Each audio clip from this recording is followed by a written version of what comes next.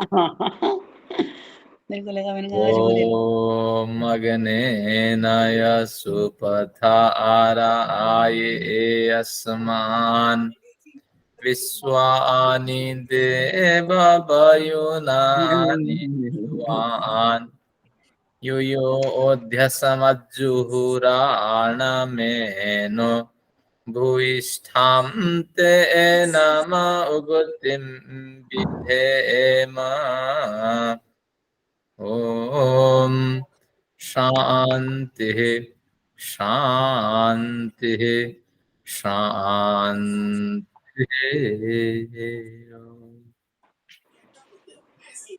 परम पिता को नमन। आप सभी सज्जनों को मेरा अभिवादन। न्याय दर्शन प्रगति पर है। कक्षा से पूर्व वेद कुमारी माता जी ने एक बढ़िया बात बताई कि हमारे पास आशीर्वाद के सिवा है क्या जो हम आप सभी जो सम्मान करते हैं उसके प्रतिदान में, उसके बदले में दे सकते हैं। ऐसा ही एक मंगलाचरण आज हमने पाठ किया है। इस मंगलाचरण में आखिर में कहा, भूयिष्ठामते नम उक्तिम विधेम। हे ईश्वर, आप हमें सन्मार्ग में ले चलो, जो हमारे अंदर कुटिलता है उसको दूर करो, और इसके एवज में हम आपको क्या दे सकते हैं? हमारे पास केवल नमस्कार ही नमस्कार है।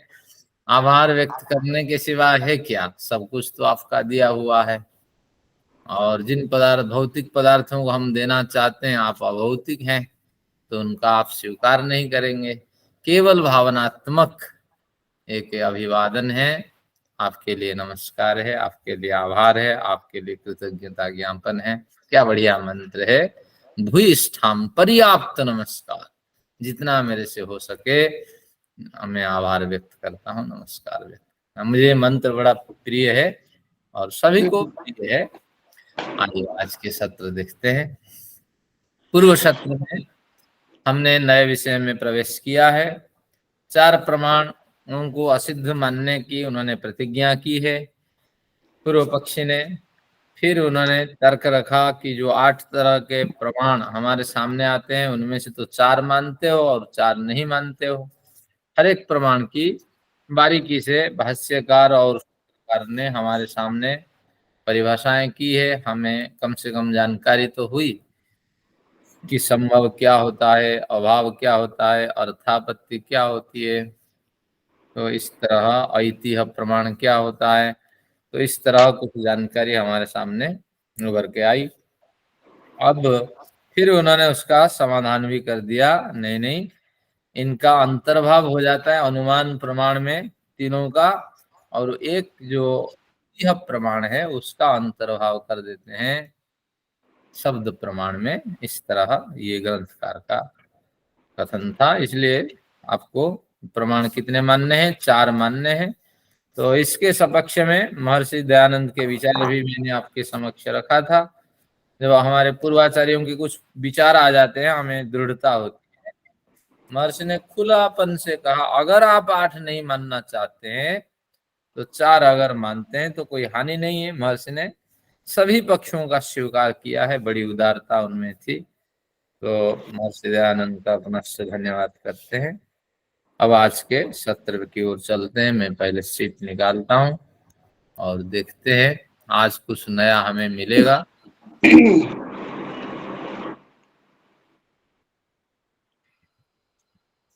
हमारे सामने ये सीट है, तो इसमें माइक बंद करें, किसी का माइक चल रहा है। हाँ, द्वितीय अध्याय जो है उसमें द्वितीय अध्याय के द्वितीय आन्निक चल रहे हैं अभी, और उसमें सूत्र संख्या 3 से हम स्टार्ट करेंगे। एक बार सूत्र पढ़ लेते हैं।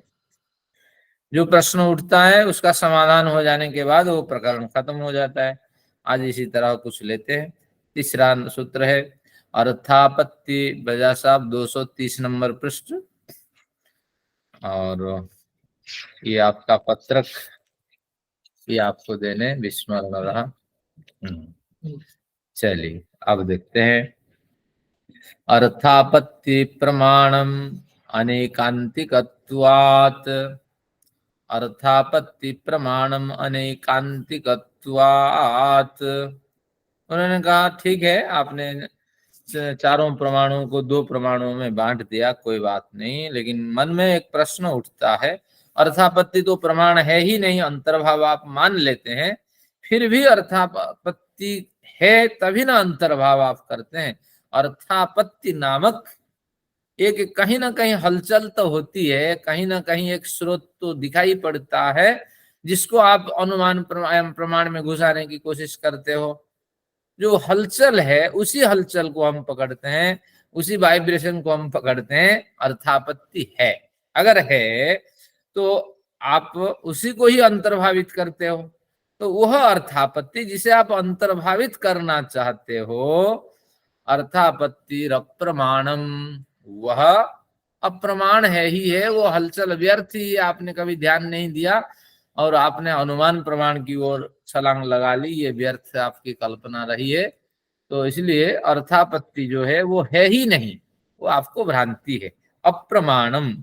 क्यों? अनैकांतिकत्वात्, क्योंकि जिसे आप अर्थापत्ति कहते हैं, अनैकांतिक का मतलब है दोनों पक्षों में जिसकी प्रवृत्ति हो, एकांत ना हो। एकांत शब्द शास्त्रीय शब्द है, एकांत तो हम लोनलीनेस को कहते हैं, लेकिन यहाँ जो एकांत है, एक ही दिगंत में जिसकी प्रवृत्ति हो, एकांत है। और अनैकांतिक, अनेक अंत की छोर की ओर जिसकी प्रवृत्ति है, वो अनैकांतिक है। तो अब हम क्या कहना चाहते हैं, जो अर्थापत्ति प्रमाण है वो अनैकांतिक है, अर्थात इसके लक्षण की प्रवृत्ति दोनों पक्षों में देखे जाने से, जो दोनों पक्षों में देखे जाते हैं, उसके लिए एक दूसरा शब्द चलता है हमारे शास्त्र में, व्यभिचार दोष। क्योंकि व्यभिचार विशेष अभिचार से, अभिचार, तो व्यभिचार विशेष अभिचार से, यानी विविध अभिचार से जिसकी प्रवृत्ति हो, इधर भी जाए उधर भी जाए, अभिचरण करता है, कोई उत्तम आचरण नहीं करता और विशेष प्रयोजन से अभिचरण करता है, इधर उधर जाने की कोशिश करता है। तो आचार्य जी, ये पूर्व पक्षी ने तो बताया था कि ये भी एक एक्स्ट्रा प्रमाण है, अब वही कह रहा है कि नहीं है।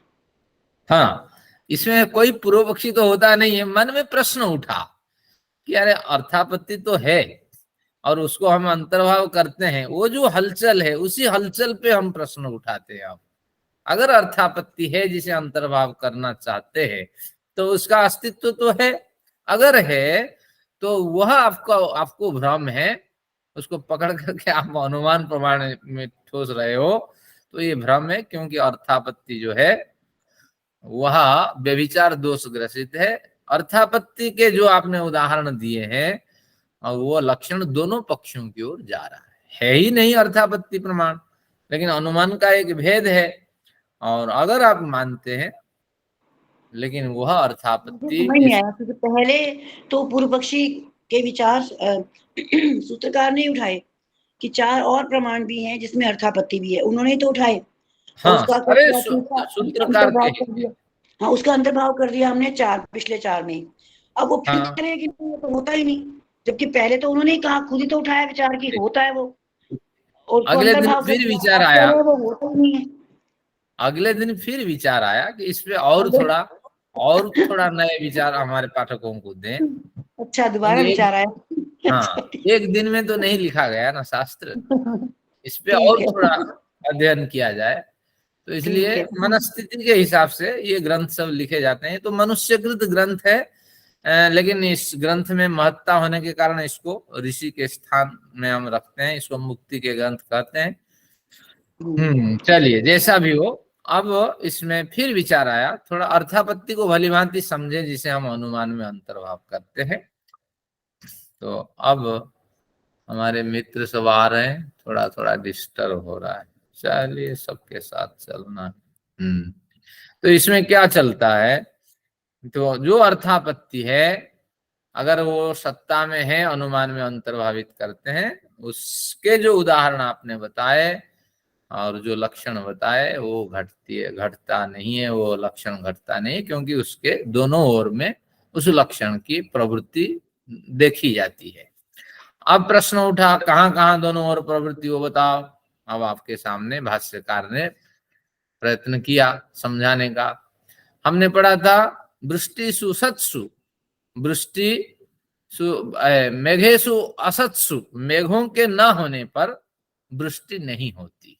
इस तरह एक निषेधात्मक कथन पहले दिया था उदाहरण में, पूर्व प्रकरण में, मेघों के न होने पर वृष्टि नहीं होती। ठीक है, इस तरह निषेध का कथन कर लेने पर एक दूसरा अर्थ स्वतः इससे निकलता था कि मेघों के होने पर ही वृष्टि होती है। जब जब मेघ होंगे, मेघ यानी बादल से अभिप्राय है, जब जब मेघ होंगे तभी तभी वृष्टि होगी। पर इस तरह यह अर्थापत्ति से हमने एक अर्थ ले लिया था।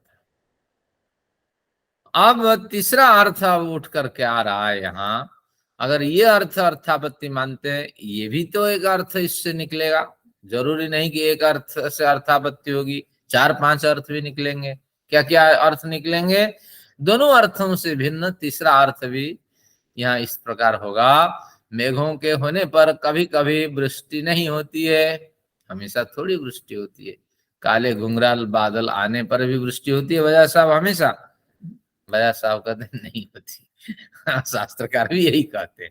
ऐसा भी तो अर्थ लेना पड़ेगा, तो ऐसा होता ही नहीं है। अतः अनुभव, ये अनुभव सिद्ध विषय है, तो निश्चित रूप से आपको ध्यान रखना पड़ेगा। ये एक ही अर्थ नहीं निकल रहा है, अनेक अर्थ निकल रहे हैं। तो 2 अर्थ तो हमने दिखाया। तो इस तरह फिर किसको माने, वृष्टि हो या वृष्टि न हो? तो अनैकांतिक है। ये अंत यानी एक दिगंत, दिशा के अंत तक ये खींच रहा है ये अर्थ, तृतीय अर्थ, और द्वितीय अर्थ एक दिशा के अंत तक खींच रहा है। तो हम किसे माने? तो फिर संशय में हम फंस जाएंगे। तो इसलिए संशय अगर है तो कैसे प्रमाण फिर होगा? तो अगर प्रमाण नहीं है तो अनुमान में आप कैसे अंतर्भाव उसको कर देंगे? अनुमान भी तो एक प्रमाण है। तो निश्चित रूप से जिसे आप अर्थापत्ति कह करके श्रम करते हो, अंतर्भाव करते हो, वो निरर्थक है, वो हलचल होती ही नहीं है। इस तरह आपका कथन निरर्थक है। इस तरह सिद्धांति का अर्थापत्ति प्रमाण व्यभिचार या अनैकांतिक दोष से ग्रसित है। अतः जिस प्रमाण में दोष है उससे प्रमेयों का यथार्थ ज्ञान नहीं हो सकता। तो दोष युक्त प्रमाण से प्रमेय का ज्ञान होता है। प्रमाण ही आपका दूषित है तो प्रमेय का यथार्थ ज्ञान नहीं होगा। अगर उसको लेके अनुमान में आप घुस आएंगे तो अनुमान भी दोष ग्रसित हो जाएगा। तो इसलिए अर्थापत्ति प्रमाण है नहीं, अंतर्भाव का सवाल उठता नहीं है। तो इस तरह पूर्व पक्षी ने एक विचार रखा, यानी सूत्रकार के मन में आया कि अर्थापत्ति पर इस तरह अगर आपत्ति आए, इस तरह शंका उठे, जिज्ञासा हो, तो क्या समाधान देंगे? तो चतुर्थ में लिखते हैं, नानैकान्तिकत्वम् अर्थापत्तेः। मिला वजह सब आपको? नानैकान्तिकत्वम् अर्थापत्ते न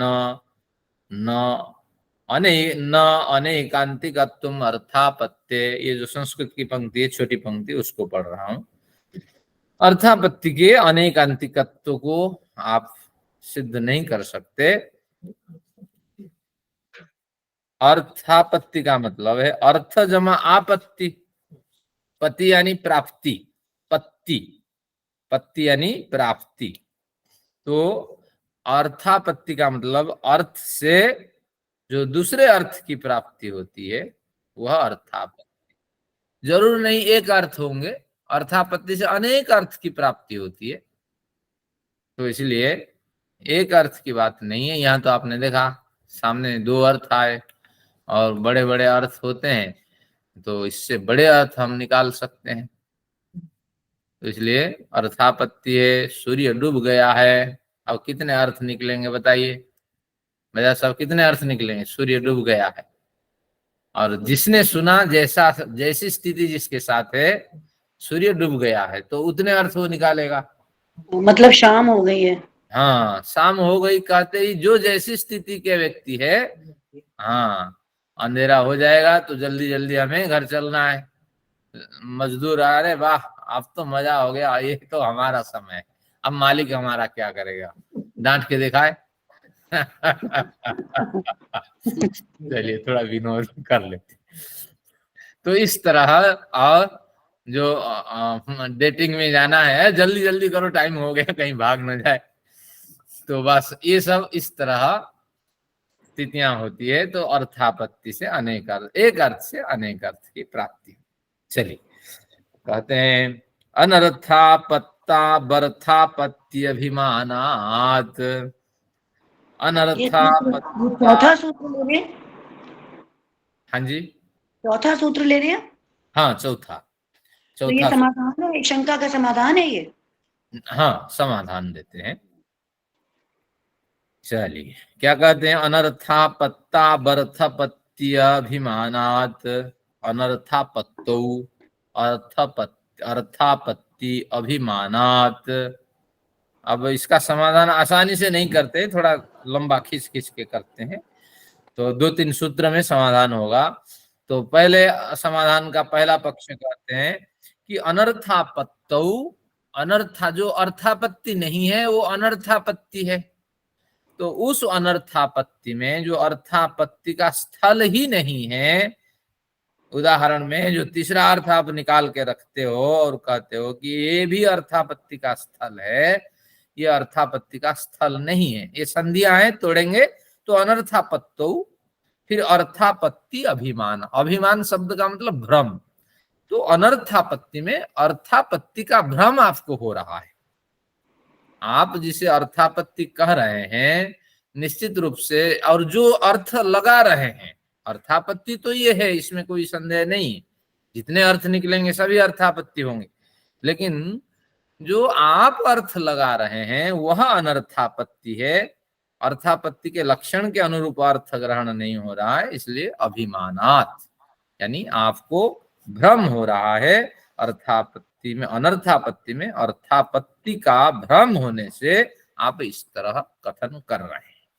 बस ये सूत्रकार इतने कहे। तो अब उस समय के जो परंपरा उस समय की थी, तो उस परंपरा के आधार पे हमारे भाष्यकार हमें बहुत कुछ कह रहे हैं। देखते हैं, भाष्यकार का भी धन्यवाद।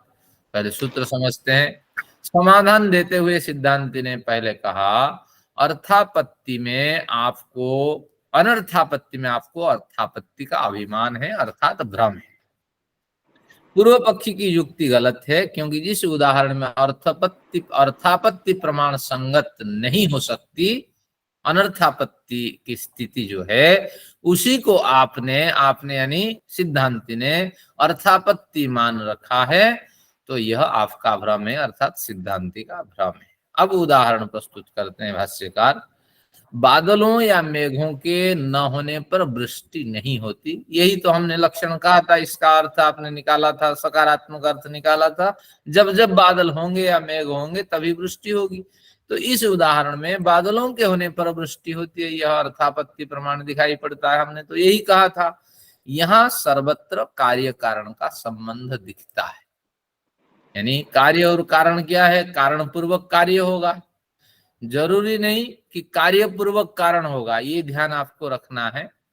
कारण पूर्वक कार्य होगा और वो स्पष्ट दिखाई पड़ेगा, लेकिन कार्य पूर्वक कारण होगा ये स्पष्ट नहीं दिखेगा। नियम तो है, कार्य पूर्वक भी कारण दिखाई पड़ेगा, कारण भी कारण पूर्वक कार्य होगा और बिना कारण के कार्य नहीं होगा। लेकिन अगर कार्य पहले दिखता है, कारण को ढूंढने में कठिनाई होगी। अगर कारण पहले दिखता है तो कार्य को आसानी से हम समझ सकते हैं।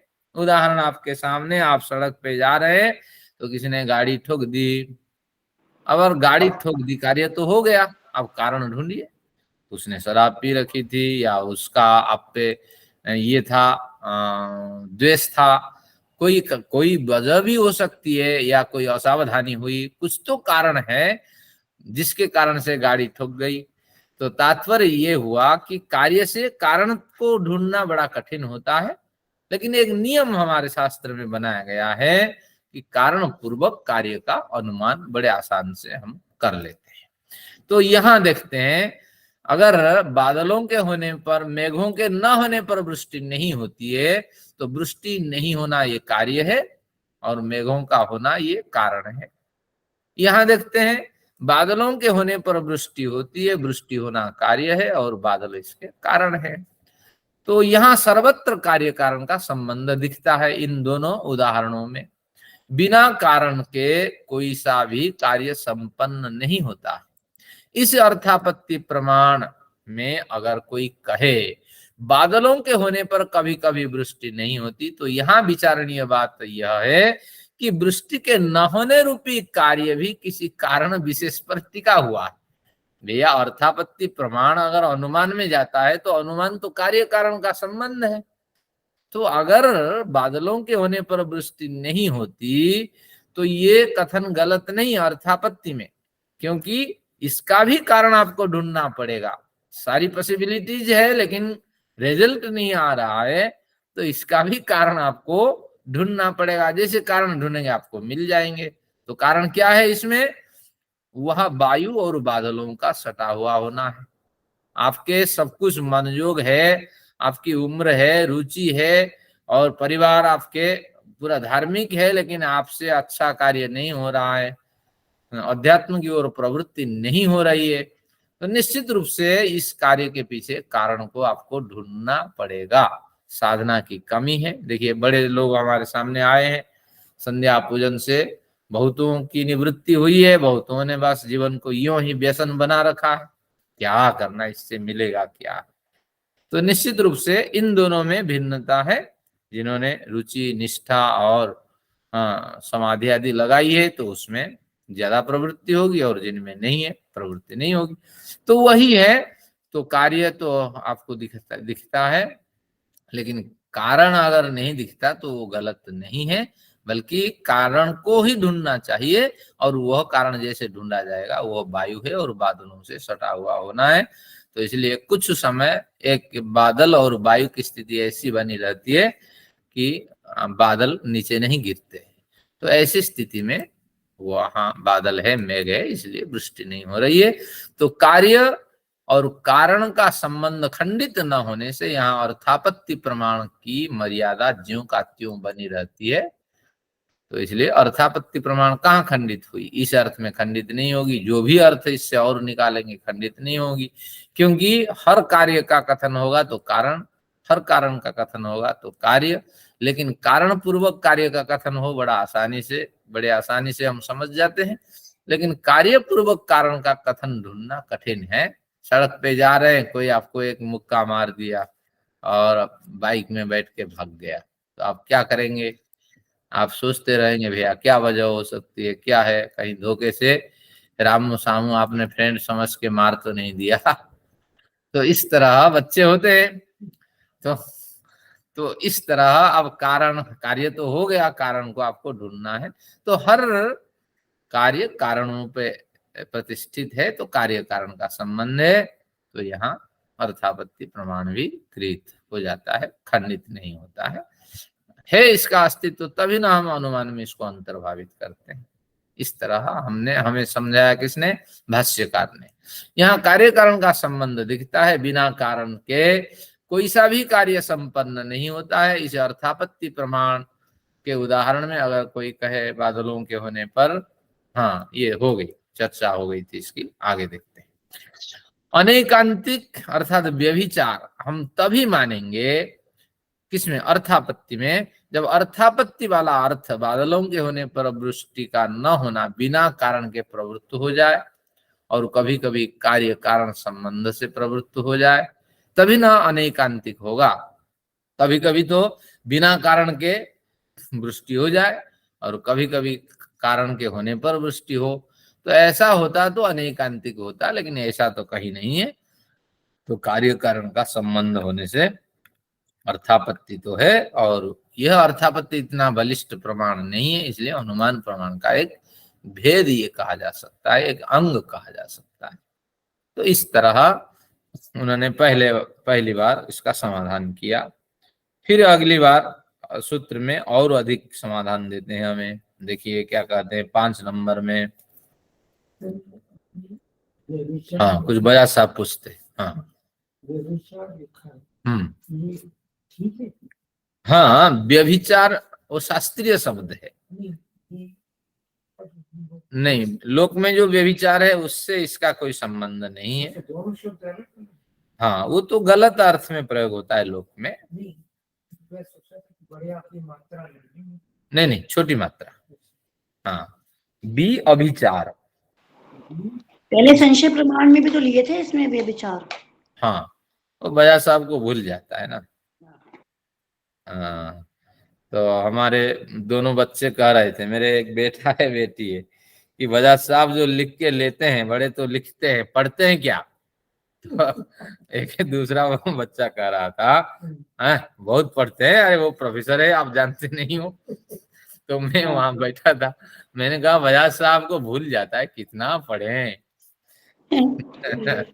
चलिए,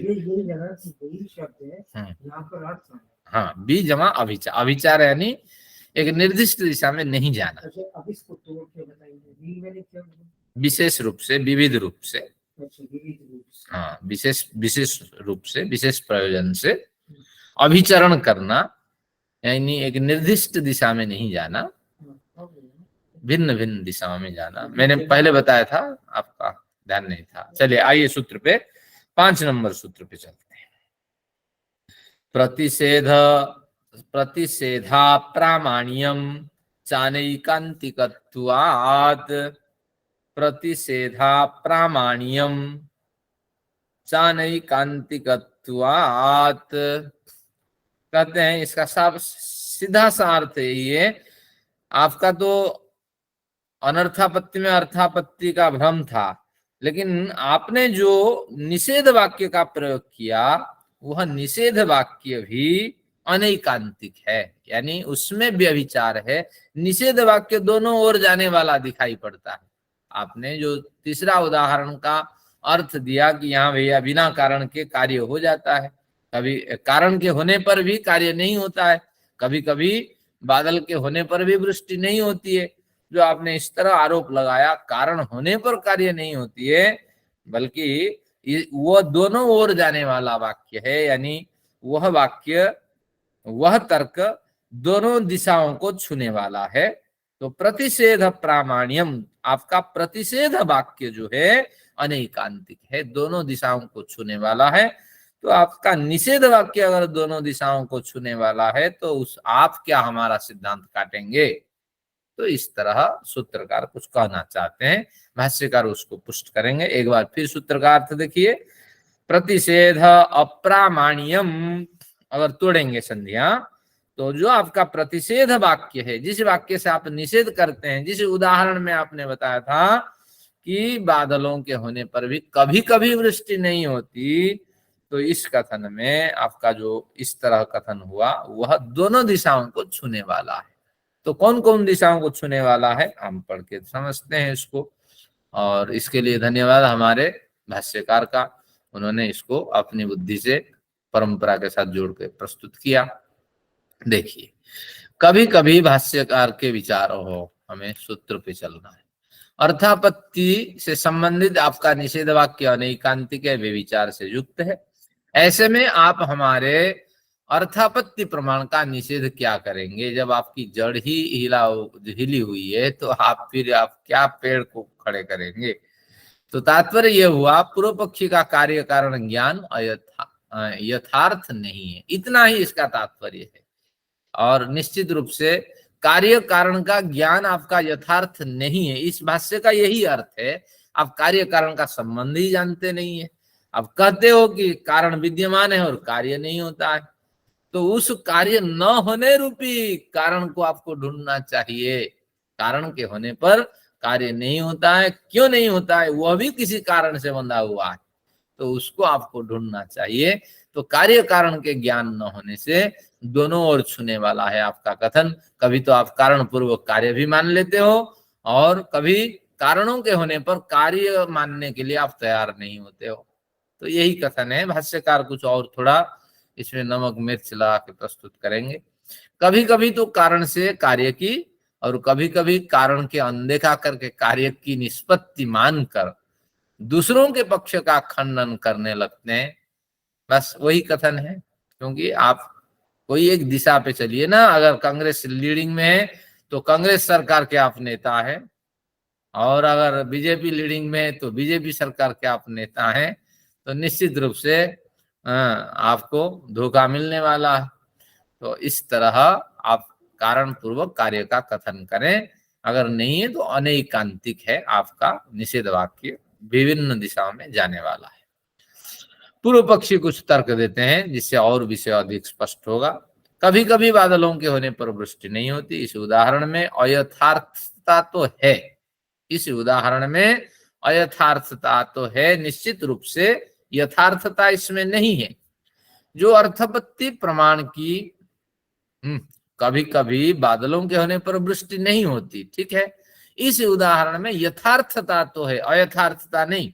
यानी ऊपर से जैसे आप सुनेंगे यथार्थ तो लगेगा कि निश्चित रूप से बादलों के होने पर वृष्टि नहीं होती, और जो हमने तर्क रखा था कि बादलों के होने पर वृष्टि होगी, यही अर्थापत्ति प्रमाण है, तो उसमें ये छेद उत्पन्न करता है ये विचार। पहले क्या था, बादलों के न होने पर वृष्टि नहीं होती, इस कथन का अर्थ निकाला जब जब बादल होंगे तब तब वृष्टि होगी, यह अर्थापत्ति। इस अर्थापत्ति में भी यहाँ सेंध कर दिया गया कि सेंध डाली गई कि कभी कभी बादलों के होने पर वृष्टि नहीं होती। ये जो सेंध का काम हुआ ये यथार्थ है, अयथार्थ नहीं है। जो अर्थापत्ति प्रमाण की प्रामाणिकता का खंडन तो करता ही है, अर्थापत्ति का जो पहले अर्थ हमने समझा था उस प्रमाण की प्रामाणिकता इससे खंडित हो जाती है, पर पूर्णतः नहीं कर पाता है, खंडन नहीं कर पाता है उसके प्रमाण की प्रामाणिकता को। कार्य कारण संबंध के कारण अर्थापत्ति प्रमाण का अस्तित्व सदा बना रहता है। भाष्यकार ने, सूत्रकार ने कुछ नहीं कहा इस तरह, लेकिन भाष्यकार ने तर्क रखा भैया इस उदाहरण में कभी कभी बादलों के होने पर वृष्टि नहीं होती, इसमें दम तो है, इसमें बल तो है, और इसको सुनते ही हमें पता लगता है कि अर्थापत्ति प्रमाण यहाँ खंडित हो गया। लेकिन फिर भी पूर्णतः वो खंडित नहीं हुआ है, क्योंकि कार्य कारण संबंध के कारण अर्थापत्ति अपना अस्तित्व हमेशा बरकरार रखती है। तो इसलिए ये जो बोल्ड में है ये सूत्रकार की महत्वपूर्ण पंक्ति है, अर्थापत्ति प्रामाणिकता, अर्थापत्ति की प्रामाणिकता खंडित होने पर उसकी सत्ता खंडित नहीं हो पाती है। ऊपर से तो दिखाई पड़ता है कि अर्थापत्ति खंडित हो गई, लेकिन अभी कार्य कारण संबंध से अर्थापत्ति लटकी हुई है, तो इसलिए उसमें दम न होने के कारण हमने उसको कार्य कारण संबंध से जोड़ के अनुमान में घुसाया। तो इनका यही कहना है, अगर मजबूत प्रमाण होता तो ये अपना अलग अस्तित्व को प्रकट करता। तो यह कथन ऐसा है जैसे चाकू के धार तो नहीं है, पर चाकू नहीं है ऐसा आप नहीं कह सकते। चाकू तो है आपके पास, लेकिन उसके में धार नहीं है। अर्थापत्ति प्रमाण तो है, कार्य कारण संबंध से टिका हुआ है, लेकिन वह अर्थापत्ति कभी संगति को प्राप्त करती है, कभी संगति को प्राप्त नहीं करती है, ये समस्या इसमें बनी रहती है। तो अगर धार रहित चाकू है तो उस चाकू को तो हम चाकू ही कहेंगे ना, और तो कुछ नहीं कहेंगे, भले ही उसमें एक एडजेक्टिव लगा देंगे। क्या लगाएंगे? धार रहित चाकू, चाकू को तो हम लकड़ी नहीं कहेंगे, चाकू को तो हम क्या कहेंगे, कबाड़ा नहीं कहेंगे। तो धार रहित चाकू, इस तरह इसकी परिभाषा तो होगी ही। तो इसलिए अर्थापत्ति प्रमाण में ज्यादा बल न होने के कारण, कार्य कारण संबंध से टिके रहने के कारण उसको हम अनुमान में धकेल देते हैं। ये इस तरह कथन है। और इस अर्थापत्ति पे मीमांसा दर्शन में बड़ी चर्चा हुई है, और मीमांसा दर्शन में इसको इनके सिद्धांत सारे काट दिए हैं न्याय वैशेषिक, क्योंकि मीमांसा बाद में बने थे तो मीमांसा दर्शन, तो इसलिए अर्थापत्ति में बड़ी चर्चा होती है मीमांसा पे। जब कभी अवसर मिलेगा उसको भी पढ़ेंगे, और ये प्रमाण वहाँ, हाँ, क्योंकि बात के जो शास्त्र, चाकू वाला जो आपने दिया उदाहरण, ये पूर्व पक्षी कह रहा है? नहीं, ये तो सिद्धांति का कथन है।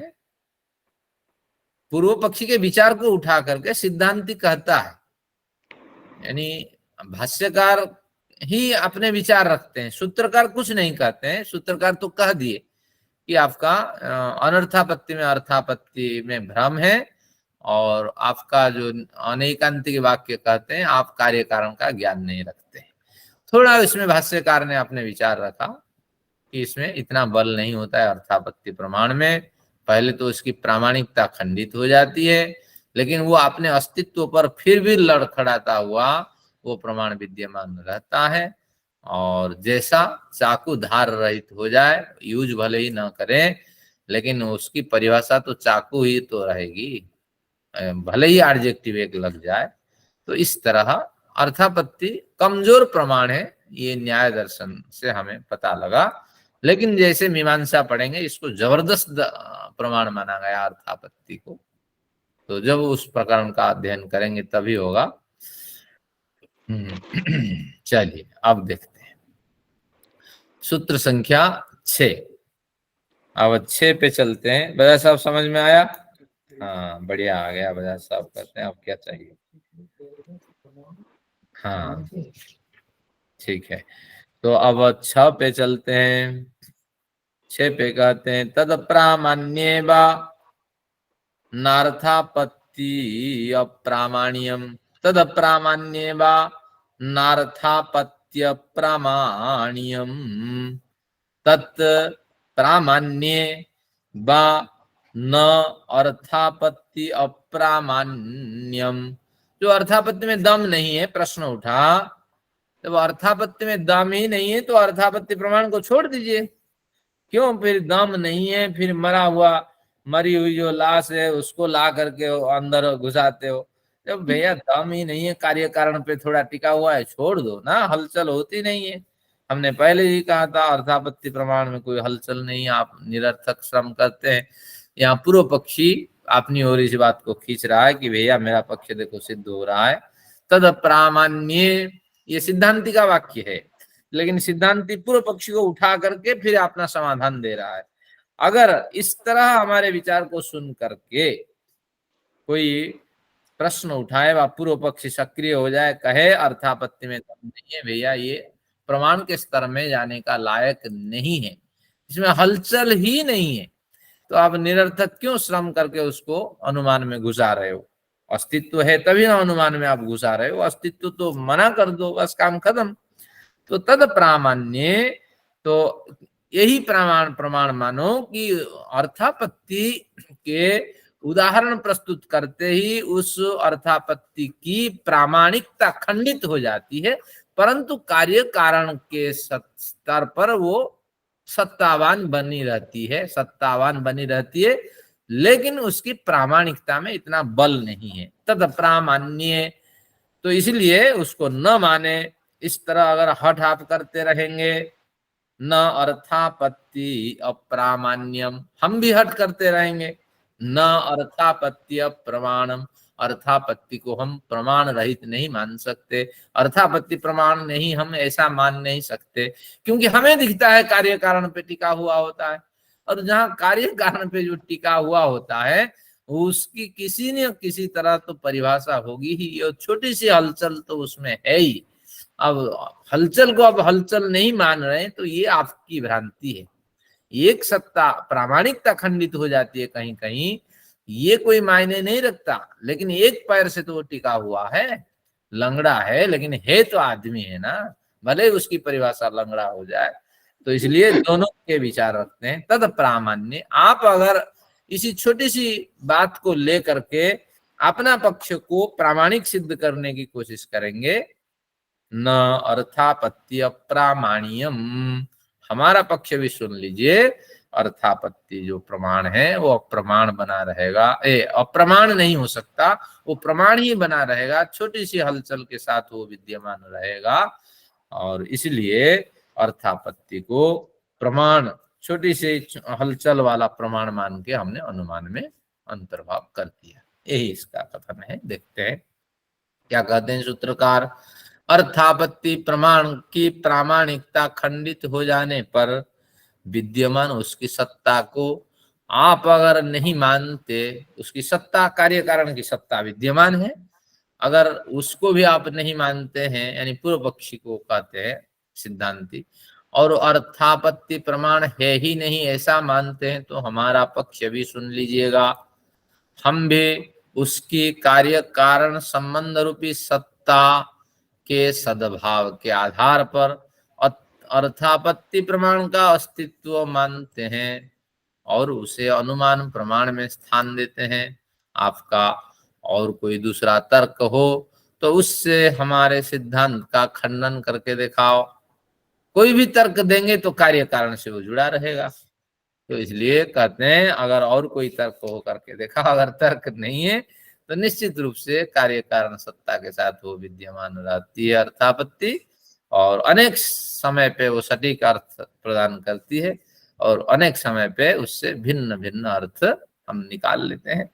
तो इन्हीं प्रमाणों के आधार पे तो हम बहुत कुछ जानते हैं। छोटी सी हलचल हुई, मेडिटेशन में आप बैठे हैं तो अर्थापत्ति प्रमाण वहां सक्रिय हो गया। कहीं ये तो मुझे भ्रांति नहीं है, क्योंकि भ्रांति होने के पीछे क्या तर्क है, कहीं इस तरह विचार तो मैंने नहीं सुना था, नहीं देखा था, मन में इस तरह विचार आपके उठने लगते हैं। तो कहीं मैंने ज्यादा समय तो सो नहीं गया, कम तो नहीं सोया, भोजन तो समय पे नहीं किया। तो ये सारे रूटीन पे आपको नजर लगानी पड़ती है, तब जाके पता लगता है। अगर अधिक भोजन करते हैं, न्यून भोजन करते हैं, दिनचर्या बिगड़ती है, और कहीं अधिक सो जाते हैं और कहीं ज्यादा चिंतन करते हैं तो वही विचार मेडिटेशन में भी आने लगते हैं। तो इसलिए अर्थापत्ति प्रमाण निश्चित रूप से हलचल करके कुछ कुछ विचार देते हैं, लेकिन कहीं कहीं अप्रमाण सिद्ध हो जाती है अर्थापत्ति। तो ऐसी स्थिति में कार्य कारण के संबंध पे टिकी हुई होती है, इस तरह समझते हैं। चलिए, इस तरह अर्थापत्ति प्रमाण पे कुछ विचार आए और इतना स्पष्ट हुआ कि अर्थापत्ति प्रमाण कमजोर प्रमाण है। तो इस तरह जब मीमांसा पढ़ेंगे कुछ देखेंगे। आचार्य जी, इसका भाष्य जो है इसका पढ़ दें एक बार। ठीक है, भाष्य पढ़ते हैं, भाष्य पढ़ते हैं। अर्थापत्ति सर, इसी में आप जरा एक कमेंट जो आपने अभी किया है विमर्शा दर्शन, हाँ इसमें ऐड कर। हाँ, अब मुझे पूरा पढ़ना पड़ेगा, मैं तो बंधा हुआ होता हूँ ना। हाँ, मन तो करता है इसी में मीमांसा के विचार भी रख दें। हाँ ठीक है, मैं समझ रहा हूँ, फिर मुझे उन सभी विषयों को देखना पड़ेगा थोड़ा मुझे। हाँ, अभी बजाज साहब कुछ कर रहे हैं। हाँ, बहुत अच्छा श्लोक होगा और आपने कहा ये भी चीज, चलिए कोई बात नहीं, देखते। हाँ, अभी इसका पाठ करते हैं। 6ठा नंबर जो श्लोक है, इसकी पंक्तियां। अर्थापत्तिरपि कार्योत्पादेन कारण सत्तायाः अव्यभिचार विषयः। अर्थापत्तिः अपि कार्योत्पादेन, अर्थापत्ति से कार्य की उत्पत्ति होती है। अर्थापत्ति कार्य, अर्थापत्ति से ही कार्य का उत्पादन होता है, यानी अर्थापत्ति से कार्य की निष्पत्ति होती है। तो कारण सत्ता भी उसमें विद्यमान रहती है। तो अव्यभिचार, कार्य कारण का अव्यभिचार विषय बना रहता है। कार्य को छोड़ करके कारण, कारण को छोड़ के कार्य कहीं नहीं जाता है। न च कारण धर्म निमित्त प्रतिबंधात कार्यानुत्पादकत्वमिति। कभी कभी आप ये नहीं कह सकते जो कारण धर्म है वो निमित्त का प्रतिबंध है, यानी कारण धर्म कमजोर है और कार्य का अनुत्पादक है, कार्य को उत्पन्न नहीं करने वाला है। तो इस तरह आप नहीं कह सकते। तो इस तरह ये पंक्ति का अर्थ है, यानी कार्य कारण संबंध से टिका हुआ होता है। ऊपर देखते हैं हमने क्या अर्थ बनाया इसका। बस वही है कि कारण और कार्य का संबंध है, और इसलिए इसमें यही प्रमुख विषय है। और हमने जो अर्थ लिया, ये कुछ सूत्रकार के विचार को भी लिया, कुछ इनके भाष्यकार के विचार को भी लिया। तो इन दोनों को मिला करके हमने प्रस्तुत किया कि हमारे विषय भी सुन लीजिए। अर्थापत्तिरपि कार्य उत्पादने कारण सत्ता है अव्यभिचार विषय, कार्य कारण का अव्यभिचार संबंध है। चलिए, इस तरह इसका हमने अध्ययन किया। अब आते हैं अभाव प्रमाण। एक रोचक प्रमाण है और ये बढ़िया विषय चलेगा। अभी आपको हैरानी होगी कि अभाव भी एक प्रमाण है और उससे भी अनेक ज्ञान होता है। तो अर्थापत्ति को कमजोर समझा, अभाव भी कमजोर है, लेकिन अभी अभाव का बढ़िया प्रकरण हमारे सामने भी आएगा, देखते हैं। सूत्र पढ़ते हैं। ना भाव प्रामाण्यम प्रमेय सिद्धे, न को अलग रख देते हैं। अभाव प्रामाण्यम न, अभाव को प्रमाण नहीं माना जा सकता। अभाव प्रामाण्यम न, इसको कर देते हैं, समास को हटाते हैं। अभाव का प्रामाण्य यानी प्रामाणिकता नहीं है, अभाव की प्रामाणिकता नहीं है। क्यों? प्रमेय सिद्ध है, प्रमेया सिद्ध है, क्योंकि अभाव प्रमाण से किसी भी प्रमेय की सिद्धि नहीं होगी। अभाव प्रमाण से किसी भी प्रमेय की सिद्धि नहीं होगी। बजा साहब, अभाव किसे मानते हैं? जो पदार्थ ना दिखे, हाँ, जीरो है, जिसका रिजल्ट कुछ नहीं है, जीरो फिर भी कुछ शेप में आता है, लेकिन हाँ ये कुछ दिखाई जो नहीं पड़ता, और जिसका रूप पता नहीं लगता, कोई डायमेंशन नहीं है, कोई हाँ कुछ भी उसके वेट नहीं है, तो फिर भी उसको हम प्रमाण मानते हैं। ये कितनी बेवकूफी है। क्या बढ़िया प्रश्न उठाया सूत्रकार ने उठाया, और पूर्व पक्षी बन करके अभाव प्रामाण्यम न प्रमेया सिद्धे, प्रमाण से प्रमेय की ही जानकारी होती है। आंख से आप पंखे को ही देखते हैं, तो वस्तुओं को देखते हैं, तो कहते हैं जब आंख है ही नहीं, केवल सत्ता मात्र है, तो फिर उसको कैसे हम प्रमाण मान लें, और उस प्रमाण से आप किसकी सिद्धि कर लेंगे? तो अभाव प्रमाण की प्रामाणिकता पे संदेह है, क्योंकि दुनिया में ऐसा कोई प्रमेय नहीं जो अभाव प्रमाण को प्रमाण से सिद्ध होता हो। इसमें सहमत है या नहीं भैया साहब आप पूर्व पक्षी के विचार से? हाँ हाँ, सराहनीय है नहीं? हाँ, लेकिन बजाज साहब सहमत नहीं है, क्योंकि सुन लिए ये पूर्व पक्षी है। तो मैं भी सहमत नहीं हूँ, क्योंकि कभी कभी किसी चीज का अभाव दिखा करके भी हम किसी बात को सिद्ध कर सकते हैं। हाँ, अब कहेंगे अभाव प्रमाण से दुनिया का कोई भी प्रमेय नहीं है जिसकी सिद्धि हो सके, इस तरह इसका अर्थ है।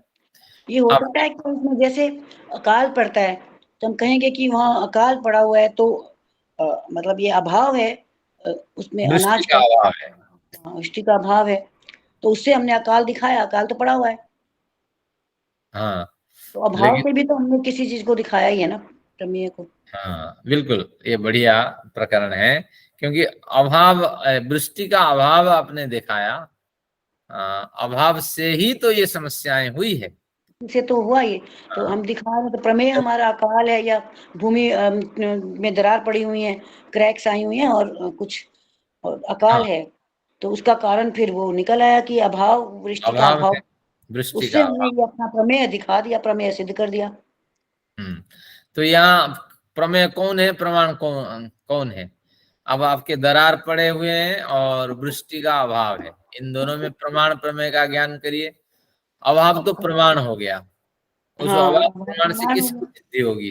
तो वो अकाल जो पड़ा हुआ है वो प्रमेय है, उसको जान रहे हैं हम किस लिए पड़ा है।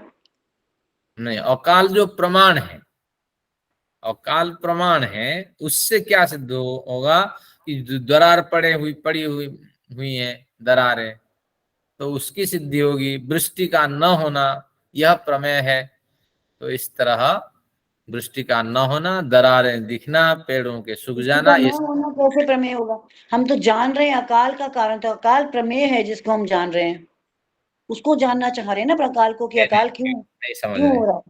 प्रमाण जो है वो तो दिखेगा नहीं ना, तो इसलिए प्रमाण दिखेगा नहीं, लेकिन प्रमाण के जो इफेक्ट वो दिखेंगे, ये तात्पर्य। प्रमाण से प्रमेय की सिद्धि होगी। अध्यापक कक्षा में नहीं आए तो बच्चे शोरगुल मचाने लगे, तो तात्पर्य ये हुआ शोरगुल रूपी प्रमेय की सिद्धि कौन करता है? क्या अध्यापक का अभाव होना, यही है। अब इसी को और बढ़िया ढंग से खोलेंगे, तो इसलिए निश्चित रूप से हमें मृत्यु अभी मिली नहीं है। क्यों नहीं मिली? मृत्यु का अभाव है। तो निश्चित रूप से हम सक्रिय हैं, लेकिन ऐसा नहीं है मृत्यु ही पीछे पीछे चल रही है। हर पल हमारी आयु को मृत्यु छीन रही है। मृत्यु अभाव प्रमाण नहीं है, मृत्यु सद्भाव प्रमाण है। तो इसलिए हाँ, क्योंकि मृत्यु सद्भाव है, हर पल वो हमें निगल रही है, तो फिर असद्भाव कैसे कहेंगे। अनुमान प्रमाण से मृत्यु को हम समझते हैं ना, हमारे पीछे मृत्यु आ रही है। आप तो रही है, विकसित भी तो होगा। विकसित कहाँ हुए हम? बिल्कुल छोटे से बड़े। उस समय हमारी आयु लंबी थी, आयु घट रही ना। मृत्यु का काम क्या है? तो आयु को घटाते हुए लेना, बस वही तो है। कितनी बड़ी लंबी आयु थी, कितनी आयु खत्म हो गई। बर्थडे मना के हैप्पी बर्थडे टू यू करते हैं, लेकिन पता नहीं कि उसी दिन आपके एक पायदान पैर से फिसल गया। हाँ, उस दिन तो भगवान का धन्यवाद करना चाहिए, हवन पूजन करके ईश्वर का विशेष आभार व्यक्त करना चाहिए। आपकी कृपा से मैंने इतने वर्ष जिए, आगे के दिन सुखद हो। लेकिन मूर्खता इतनी भर पड़ी है कि कैंडल लगा करके बधाई बधाई बधाई बधाई क्या है इसमें? ईश्वर का आप धन्यवाद करो, ऐसे संदेश आगे देना चाहिए। चलिए अब देखते हैं, अभाव प्रमाण की सत्ता से किसी भी प्रमेय की सिद्धि नहीं हो सकती, इस तरह हमारे पूर्व पक्ष ने विचार रखा और सभी ने अपने अपने विचार दिए। और सूत्रकार बिल्कुल आपकी बात समझते थे कि मैं जो बोलने वाला हूँ सभी बताएंगे। तो अब सूत्रकार कुछ देते हैं 8 नंबर पे, जो स्वयं अदृश्य है, अदर्शन रहता है, और वह कैसे दूसरे प्रमेय को सिद्ध करेगा, इस तरह प्रश्न उठाया पूर्व पक्षी ने। अब उत्तर पक्षी क्या विचार देते हैं, देखिए। लक्षितेषु, बड़ा लंबा है इसलिए इसको कंप्लीट न पढ़ के तोड़ के पढ़ता हूं। लक्षितेषु अलक्षण लक्षितत्वात् अलक्षितानां तदप्रमेय सिद्धिः। लक्षितेषु अलक्षण लक्षितत्वात् लक्षितानां तदप्रमेय सिद्धिः। लक्षितेषु अलक्षण लक्षितत्वात्, लक्षितेषु लक्षित विषय है। हाँ, लक्षित यानी जिसको लक्ष्य करके कहा गया है। कपड़े हैं, सफेद कपड़े हैं और लाल रंगीन कपड़े हैं, ये 2 कपड़े हैं। अब हमारा लक्ष्य क्या है भैया? रंगीन कपड़े ले आओ, हमारा लक्ष्य है जो रंगीन कपड़े उसको ले आओ। हमने लक्षितेषु इस तरह एक लक्षण बना करके लक्षित उन रंगीन कपड़ों को बनाया। वो रंगीन कपड़ा हमारे लक्षण के अंदर आने वाले हैं, इसलिए वो लक्षित। तो लक्षितेषु लक्षण लक्षितत्वात्, जब आप पहुंचे रंगीन कपड़े के पास तो क्या हुआ? लक्षितों में, रंगीन कपड़ों के पास में आपने देखा कि लक्षण लक्षितत्वात्, जो लक्षण हमने कहा था वही लक्षण वहां लक्षित हुआ। यही रंगीन कपड़े, ये सफेद कपड़े, तो सफेद कपड़े को हमने अलग कर दिया, रंगीन कपड़े को अलग कर दिया। तो अब कहते हैं तद प्रमेय सिद्धि, इससे प्रमेय की सिद्धि हो गई। यानी अभाव प्रमाण के बल पर ही हमने विभाग कर दिया कि रंगीन कपड़ों में सफेदपन अलग है, सफेदपन का अभाव है। जब अभाव का निर्णय हुआ तो बस अभाव प्रमाण अलग हो गया, रंगीन कपड़े अलग हो गए। तो इस तरह अभाव प्रमाण से हम एक दूसरे में भेद कर पाते हैं। अगर अभाव प्रमाण नहीं होता तो हम भेद नहीं कर पाते। तो एक सूक्ष्म विषय है, एक से दूसरे को पृथक करने का जो प्रमाण होता है वह अभाव प्रमाण है। तो बस इस तरह आपको अभाव प्रमाण का अर्थ समझना। तो अब देखते हैं, हम विषय को लेते हैं। भाष्यकार इसमें कोई विशेष टिप्पणी